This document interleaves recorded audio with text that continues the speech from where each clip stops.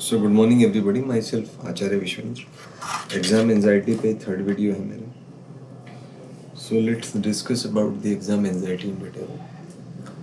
Suppose you must be observing this particular student. So certainly she has got her brain plus the mind.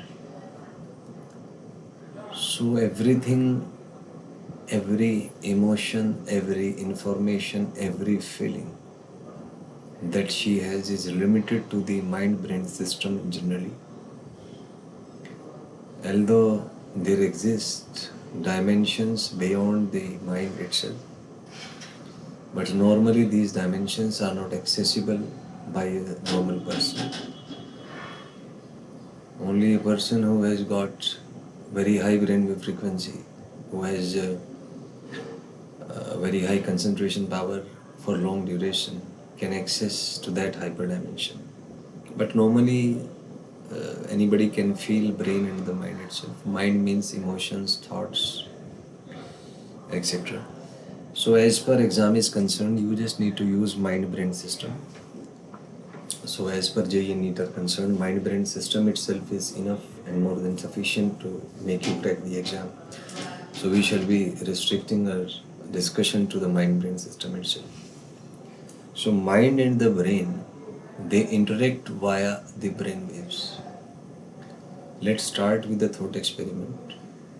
Suppose you want to study. So before you study, you must be talking to yourself. You must be talking to the brain. You must be communicating with the brain that I have to study. And when you communicate with the brain, then that message gets transferred to the brain and something inside you gets changed. You must have felt a change in your vibration. It's like a door is opened where you can store information in the mind-brain system and make that a part of yourself. Studying, when observed at the neurological and psychological level, is fundamentally about storing information in the mind-brain system and to be capable to use it as and when needed. Because if you are a student, you are good at studying, then how some other person will judge you? He will ask you questions and he will judge you on the basis of answers. So the entire process in study is, first of all, information you receive through your senses. Suppose you are studying. So from your five senses, eye, nose, ears, skin and tongue, information is transferred to the brain. And there is a backup of this information in the mind itself. And the mind is like Google Drive and it has got three levels: conscious, subconscious and unconscious level. So generally we feel the conscious mind, the mind which is always anxious, which is wondering, which is trying to be where it is not, which is trying to make you distract from the present and is always in a hurry to be where you are not physically present. So mind is just a tool to increase your brainwave frequency, to access dimensions beyond the physicality. And every power of this universe lies in the mind itself. If you can somehow manage to control your mind, you can do miracles. So the first process is transfer of information from brain to the mind, which everybody is aware. That is a very normal process, automatic process. You don't need to intervene in this process. But the reverse process, when there is a transfer of information from mind to the brain, that is not automatic.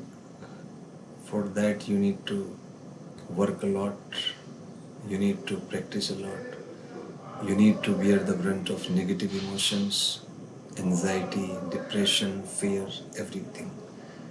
But the root of success is your retrieval process from the unconscious mind to the brain. Let's start with the thought experiment. Suppose I ask you a question that what you studied 3 days ago. Just think on it. 3 days ago, what you were studying. So your mind-brain system must have activated the thinking process and must be racking your brain to search for the information that what you were doing 3 days ago. So you must have a glimpse of what you were doing. You must be observing images, videos, and informations connected to the activity that you were doing 3 days ago. Now observe this event, that what it was that made you access the information 3 days ago. It was not obviously a conscious decision. When I talked to you, I just stimulated your mind-brain system to think. And something internally happened within you which fetched you the information 3 days ago. So the entire turning point in preparing for exam is the retrieval of information from the unconscious mind to the subconscious mind, from the subconscious mind to the conscious mind, and from the conscious mind to the brain. And if you want to clear JEE and NEET, just master this reverse process. Just master the art of transferring of information from unconscious mind to the subconscious mind, and from the subconscious mind to the conscious mind, and from the conscious mind to the brain. Part 1. Part 2 is you need to use that information through a process. The process of thinking, the process of analysis, the process of critical observation, the process of decision making, the process of solution, and the process of marking the correct answer. Because in JEE or NEET there are MCQs. In NEET there are about 200 questions, out of which 180 are to be attempted. And in JEE Main there are 90 questions. In JEE Advanced the pattern changes, but normally there are about 18 to 20 questions. In each paper there are 2 papers for JEE Advanced.